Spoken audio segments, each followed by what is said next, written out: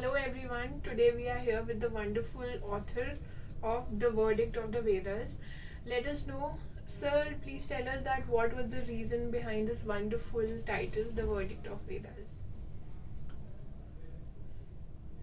The title, actually, I've kept it as such because, as it seems, that it is related somewhat to our religion and all. Of course, it is related to our religious things, but not on the exact point of the aspect of those religious rituals and all that we customarily maintain. All the rituals and customary mantras, what you call, and the shlokas, they are in the say the Ramayana, Mahabharata, or Gita, etc., and our other religious texts. They are all trickling down from the Vedas itself. Okay, from the 4 Vedas. Yes, sir. But the Vedas had what I feel, what I had seen when I went into the Vedas, actually had the principles of science amalgamated with philosophy. And whatever is happening when we read into the Gita, then it comes to a limelight that whatever is happening, it is because of some kind of pre-settings that is going on into this creativity. And that has been compiled into the Gita, into the Vedas itself. That is why I titled my book as the Verdict of the Vedas. And this is the first volume. But then it struck to my mind that if I go on to write about those philosophical concepts, relating them to the science, contemporary science, and that seemed that we had that knowledge much before than what present science has created. We had it all with us. And some of them I could find out, because I am not a scientist or not a person of that much knowledge in Sanskrit or anything, but whatever little amount of knowledge that I have, when I went into it, that I found that the Vedas were the basics, and whatever is happening, it is because of the rudimentary settings that go on in this creativity. And because of that setting, that kind of setting, which had been given into the Vedas itself, the war of Mahabharata happened. Okay, sir. And Sri Krishna had actually indicated towards it when he was giving the answer to Arjuna, when he denied fighting his own persons, own people, own friends, his own elderlies.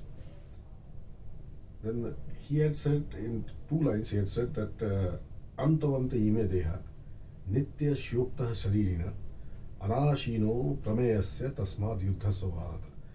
But it has been and is being read as anashino aprameyasya, because there is a symbol in between. But in my view, it should not be pronounced. Okay. And if you don't pronounce it, a different meaning comes. Okay. And similar kinds of things are also present in our other religious texts, etc. And some interpretations or presentations that we have in the Mahabharata, specifically the Mahabharata, and the Ramayana also, they all indicate towards the same thing what he is saying. They are all scientific principles, but they have been camouflaged into some philosophical kind of things, and they are continuously being misinterpreted and made into some ritualistic or some religious form of thing, but that is exactly not the truth. Let me tell you something, that this kind of misinterpretation or distortion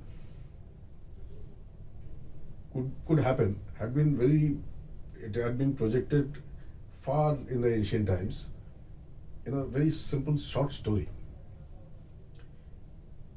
That the interpretation of the Mahabharata or our religious texts or the Sanskrit texts was very difficult. To reach into the exact meaning of this thing is only possible for a person who is highly educated or has a very high scholastic standard.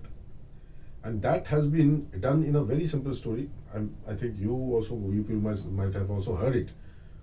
That is about the writing of the Mahabharata. When Maharishi Vedvyas, he thought of writing the Mahabharata. So it came to his mind, it is a huge thing. I am projecting about the future, what will happen in the future. So people also say that it was first narrated to God's son. People say Mahabharata. God's son. Surya Dev. No, there are different things. I'm going into something else. Okay. It was not about the narration. Mahabharata, the narration, it was not narrated to first, but I have to explain it to you. It was actually the whole of the Mahabharata is in a backdrop. What do you call it? What is the term? It's not coming to me right now. So what happened? This was narrated by Rishi Shampayan to Maharaja Janmenjay, the son of Parikshit. Yes, sir. And that was done in a place called Naimisharan, which is near in Lucknow in Uttar Pradesh. So that was it. It was first narrated. Okay. It is a flashback actually. Now the term is comes into my mind. Flashback. It is in flashback. Okay. The whole story episode was narrated, but that was narrated.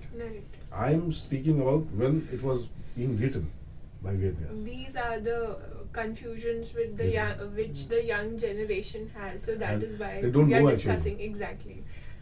So when and I was speaking about the difficulty of interpreting these things which are in the Vedas or in Sanskrit or in Mahabharata actually. So when Vedvas thought of writing the Mahabharata, so it came into my mind, this is a huge thing that I have to write. What could I do? How could I think about it and create it and then write it? It will be a difficult task for me. So somebody should be there, almost impossible. So somebody should be there who would write it for me. So he had gone to Lord Shiva to ask to provide somebody who would write it for me. So Shiva said, okay, no issue. My son Ganesha will write it. Now Ganesha, this is my interpretation actually. Ganesha might have thought that, see, now I have to sit with an old man and write whatever he says, and I will be completely engaged. No freedom for me. This is too dangerous. So I should get out of this somehow. So he thought of. He was also the Siddhidatta and Riddhidatta, the most intelligent person. So he thought about it. So he kept a condition before Vedvyasa. Maharishi, you are a knowledgeable person, everything, and I will write for you. But one condition. I have a condition. That you have to speak continuously. Wherever you stop, I will run away. He wanted to get himself out of this mess. That is why he had put this condition because he knew that he's a human and somewhere he'll stop. Definitely. So, but Vedvyasa was also the holder of such a knowledge, such great knowledge. Definitely. Of the Vedas, etc., Sanskrit, everything. So he also put a condition back to him. Okay, Shri Ganesh, you are the giver of intelligence, you are the giver of Riddhi and Siddhi and all, but you have put a condition, but there should be equal participation in this matter. So I also have a condition. So Shri Ganesh very freely said, well, but put a condition. So he put a condition that, okay, you will have to understand the actual, real, exact meaning of whatever I say. Then after you can write it. Okay. As otherwise, if it is wrong, when you will tell me, you will not write it. Okay.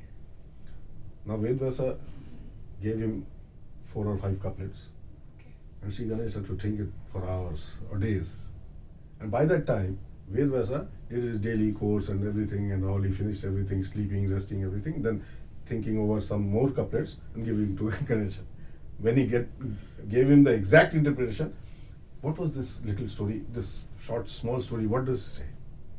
It conveys that when the knower of everything, the Riddhidata, Siddhidata, Sri Ganesh could not understand the exact meaning of those couplets of the Mahabharata so easily that it is not possible for a common person to understand Mahabharata, which is the interpret, and that is what's happening. The exact interpretation is being distorted and it is being diluted and then projected, and that is what we know. But the real thing is quite different. So that is why the verdict of the Vedas. So we have people like you who are keeping it alive in the most correct and the most best way possible. No, I don't think. I don't think so. That at least nearest, at least very near. I am so capable of something. Just it came into my mind somehow. I don't know how. Might be got gifted or so. Definitely. And I just tried it. Very simply, I tried it because interpretation of science, what contemporary science has, it is included in our text. Not only texts, the presentations, even the presentations. If you look at these pictographic presentations of the Ras Leela of Sri Krishna and Radhika dancing in between, and all Gopikas dancing all around, and they also feel or see that Sri Krishna is dancing with them also. Now this has been interpreted as simply Sri Krishna's Ras Leela, because he was God, he can do anything, and he was enjoying and playing and everything, and Gopikas are all attracted to him only. The misinterpretation. Misinterpretation. And because of it was due to, I think, because of this male dominance of the society. Okay. As otherwise, from my point of view, it is totally different. That Ras Leela is not an interpretation of some religious thought or something. It actually is a representation of the particle physics, the principles of particle physics by which the whole creation is going on. Okay. In that, the participation of the electrons, Okay. or the passive force, Okay. or you can call the feminine force, is much more dominant than the positive or active force. The electron or the passive force is the only thing which can drive or give the passage to the active force to act into somewhere, something, some result, and the result would come. If the passive force is not there, the active force cannot do anything. That is why we have a concept that Shiv is without Shakti. Okay. Sir, other question is that you have explained this beautifully, and the readers must have understood completely that what this book is all about. My other question is that what do you want the readers to take away from this book? I'm very simply saying that the readers to take away from this book is they have to understand that whatever we are following or what we know about our past, our ancient past, might not be really that way as it has been projected into history or into science or everything. Okay. There might be a difference that we don't know about. And from the very simple logical concepts, not scientific proofs or anything that I can say, that I can claim of, and I do not want to claim out it. I quite don't understand why this kind of thing is being done. The Mahabharata and post-Mahabharata period is being related to the excavations of the Indus Valley civilization. But how can that be possible? Is there not a chance that it is much after the Indus Valley civilization, is much after the Mahabharata war? Definitely it is possible. Because it is said after the Mahabharata only 7 or 8 people were alive and everyone was dead. Then Oh my God. Okay. 7 or 8 people, after being 7 or 8 people living, how can a civilization be there? Correct. It should have developed after quite a long period of the happening of the Mahabharata. Definitely. And what I have tried to project in my book is that there might have been a possibility like that. And because this part of the world has seen such a tremendous horror, that horrendous episode of the Mahabharata, that only this part of the world, which was erstwhile India, joined India or united India, or this India you can say nowadays, which is nowadays, that so many religious missionaries or gurus or what you can say, they have evolved, and everyone was speaking about had been speaking about peace. May it be Buddha, may it be Mahavir, Jain, and may it be, you say, Guru Nanak. Everybody has spoken about peace. Why? Because I think that they had experienced, this part of the country had experienced about that horror, and they want the world to refrain from such a horrendous thing to happen again. But this should not. the human being is always trying for that, and some part of that thing had happened in the Okay. bombing of Hiroshima and Nagasaki, Okay. and that might blow into a much larger thing if it happens again, If it happens. something like the Mahabharata, isn't it? Definitely, this was a very eye-opening discussion, and if you would like to know more, please buy this book. It's a wonderful book, and so you can read and understand what the Vedas is all about. Let me correct you something. The reader may buy this book, but tell them that this is only the first volume, and because nobody these days likes to read about the Vedas, or especially the young generation. So I have tried to build it through a very interesting story that the reader may also like. But the complete thing that I've told in parts, only some parts. So It is there a very are- very there are there more might be we volumes might go of- to 3 or 4 volumes to Okay. complete this. So there are like 3 or 4 more volumes coming up. So do read. And But the have a great day. first volume would take you towards that interesting story form which you would like, which everybody would like. I expect that even you might like it. Definitely.